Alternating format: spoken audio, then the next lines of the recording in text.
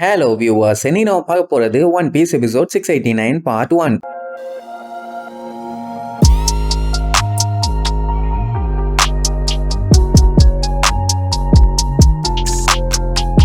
Open பண்ணா போன பாட்டுல நம்ம ஆளுங்க அந்த கிள்ளி சொன்ன பாதையில போய் கடைசியில அது டெட் எண்டா மாதிரி வேற வழியில ரிட்டர்ன் தான் போய் ஆகணும்னு திரும்பும் போது ஆப்போசிட்ல திடீர்னு அந்த டோஃப்ளமிங்கோ பண்ணாட பையன் வந்துட்டான். அவனை பார்த்த உடனே லூஃபிக்கும் சரி ட்ரெஃபல்கர்லாக்கும் சரி செம்மையா காண்டாவும். இவன் இங்க என்ன பண்ணிட்டு இருக்கான்னு. அவன் என்னடானா ஏண்டா 2 வீக்கான ஆளுகளும் ஒன்னா சேர்ந்தாடா ஒர்க் பண்றீங்க கொய்யாலைகளா. சரி என்ன கன்றாவியோ. ஆமா உன்னோட ஹேண்ட் கஃப் இன்னும் நீ கலட்டவே இல்லையா, என்னலா நீ இப்படி பண்ணிட்டு இருக்கன்னு சொல்லும் போதே லூஃபி கட்டுப்பாயி ஓங்கி ஒரு குத்து வைப்பான். அவன் ஒண்ணும் பண்ண மாட்டான், ஜஸ்ட் கையை வச்சு லைட்டா தட்டி மட்டும் தான் விடுவான். லூஃபியோட பஞ்சு அப்படியே சட்டுன்னு அங்க எங்கன்னு பவுன்ஸ் ஆகி திரிக்கும். அவன் என்னடானா இங்க வந்தது நம்ம ஆளுல காப்பாத்துறதுக்காகவாமா, காப்பாத்த வந்தானான்னு ஷாக் ஆகும். அவன் என்னடானா இந்த மாதிரி ஒரு முட்டாள்தனமான ட்ராப்ல வந்து மாட்டுவீங்கன்னு நான் எதிர்பார்க்கவே இல்லைன்னு சொல்லிட்டு கையை அப்படியே கன்னு மாதிரி வச்சு காட்டுவானா. ட்ரெஃபல்கர்லாம் டே லூஃபி தப்புச்சிருன்னு கத்துவான். அவன் கன்னு மாதிரி சும்மா கை வைக்கல, ஸ்டிங்க புல்லட் மாதிரி யூஸ் பண்ணி அந்த புல்ல சுடுவானா. அவ்வளவுதான் வாயில அப்படியே ரத்தம் திரியும். அப்படி ஒரு டைம் பண்ணா பரவாயில்ல, எக்கச்சக்க டைம் புல்லட் ஸ்டிங்னு சொல்லி அந்த புல்லோட பாடியை கண்டமேனி அட்டாக் பண்ணுவான். அதால சுத்தமா முடியல, வலி தாங்க முடியாம கத்திக்கிட்டே அப்படியே நடுங்குமா. லூஃபி இருந்துட்டு விட்டாதாம்பா. ஆனா ட்ரெஃபல்கர்லாம் வேணாண்டா அதை விட்டுறாம்பா. அது அவ்வளவுதான், அதால முடியல, அப்படியே போத்துன்னு சரிஞ்சு விழும். லூஃபி கதறிட்டு இருப்பான் மூசின்னு. டோஃப்ளமிங்க வந்து பார்த்துட்டு உங்க எல்லாத்துக்கும் அறிவே இல்லடா, அறிவு கட்ட முட்டா பழலாமா. லூஃபி தண்ணியில முங்கினதுனால அவனால முடியல, பட் இருந்தாலுமே மூசி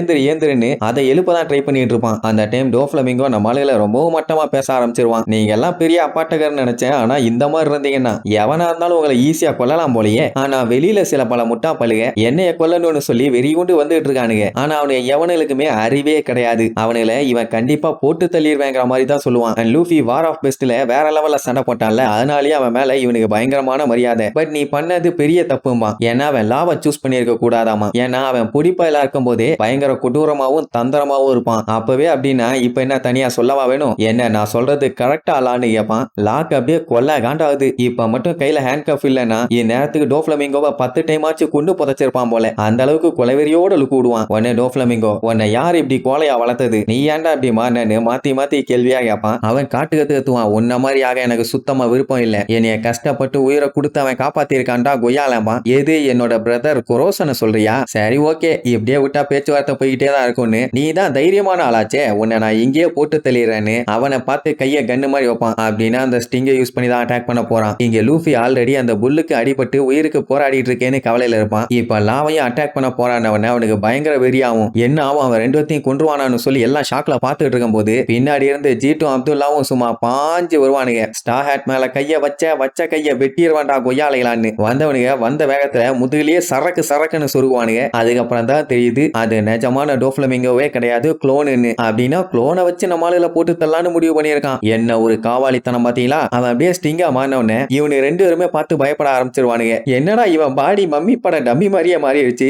ஐயோ ஆத்தாடி பீதியா இருக்கேன்னு கத்திட்டு இருப்பானுங்களா. லாக்கு முன்னாடியே டவுட் இருந்துச்சு அவெல்லாம் அவ்வளவு சீக்கிரத்துல இங்க வரமாட்டானேன்னு. ஆனா இப்போ கன்ஃபார்மே ஆயிருச்சு. அது ஒரு டைம் வெட்டிட்டு அதோட சோலி முடிஞ்சது போல. அப்படியே நிக்க முடியாம மண்டி போட்டு பொத்துன்னு விழும். இங்க லூஃபியும் லாவும் சேஃபா இருக்கானுங்களா, அதை நினைச்சு அவனு 2 பேரும் சந்தோஷப்பட்டுட்டு தண்ணியில இருந்து அவங்க எல்லாத்தையுமே வெளியில கொண்டு வர வேலையை பாப்பானுங்க. ஏன்னா 2 பேருமே டெவில் ஃப்ரூட்டை சாப்பிட்டவனுங்களாச்சு. அப்படியே கட் பண்ணி கைரோசா காட்டுறாங்க. அவன் வேகமா ஜம்ப் பண்ணி போய்கிட்டே இருக்கான். ஒத்த கால் இல்லைனாலும் அதை பத்தி கவலைப்படாம தன்னம்பிக்கையோட என்னால முடியும்னு வெறி கொண்டு போறான். என்ன போற வழியில சிட்டிசன்ஸ் எல்லாம் பயங்கரமா கஷ்டப்படுறத பாப்பானா, அதை பார்க்கும்போது அவனுக்கு இன்னும் வெறி அதிகமாகும். ஏன்னா இது எல்லாத்துக்குமே காரணம் அந்த வீணா போன வெட்டி பைய டோஃப்ளமிங்கோ தானே. சோ அவனை அட்டாக் பண்ணி மக்களை காப்பாத்துறதுக்காக அவன் வெறி கொண்டு போனா, அவனை அட்டாக் பண்ணி அந்த 100 மில்லியன் பெரிஸ் எடுத்துக்கலான்னு ஒரு காவாலி பைய அவனை சுடுறதுக்காண்டி எய்ம் பண்ணிட்டு இருப்பான். இப்ப மட்டும் இவன் அவனை கொன்னுட்டான்னா அவனால டோஃப்ளமிங்கோ ஃபேமிலியில போய் ஜாயின் பண்ண முடியும். அதுதான் எனக்கு வேணும்னு சொல்லிட்டு எய்ம் பண்ணி சுடுவான். ஆனா குறி மிஸ் ஆயிருச்சு. கைரோஸ் எங்க இருந்து சொல்றாங்கன்னு பாத்துருவான். ஆக்சுவலா எப்படி மிஸ் ஆயிருக்கும்னா அவன் தப்பா சொல்ல கரெக்டா தான் சுட்டிருக்கான். ஆனா ஒரு தாத்தா வந்து அவனை தடுத்து இருப்பாரு.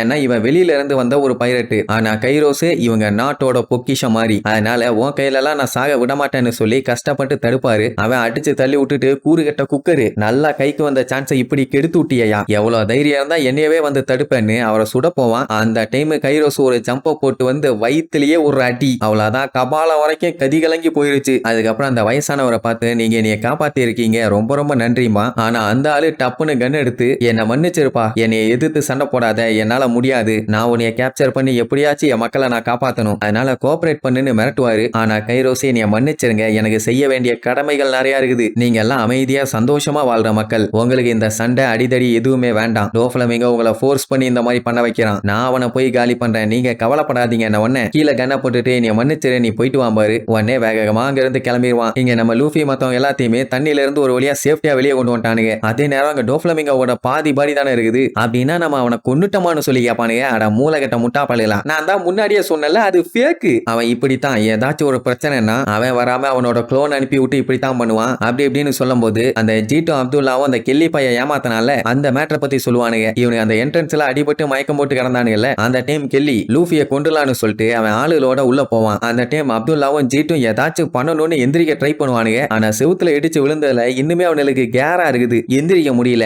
அப்பதான் டோஃப்ளமிங்கோ என்ட்ரி கொடுத்து அவனுக்கு எல்லாத்தையுமே கையாலேயே போட்டு தெளிப்பான். இதெல்லாம் கேட்டுட்டு லூஃபி செம்ம காண்டாவான். அப்படின்னா அந்த விளக்கண்ண வெங்காயம் தான் வந்து என்னைய காப்பாத்தினானா, ஐயோ என்னால தாங்கிக்க முடியலையே. ஆமா, அந்த கேப்பேஜ் மண்டைய மத்தவனுங்க எல்லாம் என்ன ஆனாங்க, வெளியில நிலவரம் என்னன்னு கேட்டா இவங்களுக்கு தெரியல, ஏன்னா இவனுக்கு தான் மட்டையாயிட்டானுங்களே. ஆனா கண்டிப்பா செகண்ட் ஃப்ளோர் போயிருப்பானுங்கன்னு அடிச்சு சொல்லுவானுங்க. ஷார்ட் ரூட்னு சொல்லி ஏமாத்திட்டான்ல, பட் இருந்தாலும் பரவாயில்ல, இப்ப இவங்க ஃபிளவர் ஃபீல்டுக்கு தானே போகணும், நிஜமான ஷார்ட் ரூட்லயே போயிடலாமானா எப்படின்னு கேட்டா ஷார்ட் ரூட் எல்லாம் இருக்காது, நம்ம தான் கிரியேட் பண்ணணும் அப்படின்னு சொல்லிட்டு மேல பாப்பான். அப்பவே தெரிஞ்சு போச்சு பையன் ஏதோ வில்லத்தனமா பண்ண போறான்னு. அப்படியே கட் பண்ணி கைரோஸை காட்டுறாங்க. அடிச்சு புடிச்சு முக்கிய முனங்கி ஒரு வழியா லெவல் 1க்கு வந்துட்டான். வந்து பார்த்தா எல்லாம் பேன்னு கிடப்பானுங்களா. அப்பவே தெரிஞ்சு போச்சு லெவல் 2க்கு அவனுக்கு போயிட்டானுங்க போலன்னு. அப்ப அந்த டனல்ல இருந்து டே ஸ்டார் ஹேட் வேணாண்டா, இது நமக்கு ஆபத்து அப்படி இப்படின்னு கத்தி கதற சவுண்ட் கேட்கும். கைரோஸ் கேட்டுட்டு எது ஸ்டார் ஹேட்டான்னு முழிப்பான். அதே நேரம் அப்படியே செகண்ட் லெவல்ல காட்டுறாங்க. அங்கதானே இவனோட ஆளுக பூரா இருக்கானுங்க. டெலிஞ்சருக்கு ஒரே காமெடியா இருக்கும். ஏன்னா கீழே இருக்க அவங்களோட அல்ல கைங்க ஒருத்தனை கூட காலி பண்ணல, மொத்த பேருமே எல்லாத்தையும் அடிச்சு தெருக்கி விட்டுட்டு வந்திருக்கானுங்க. அதுலயே நல்லா தெரியுது இவங்க ஆளுக பூரா வெத்து வெஸ்ட்னு.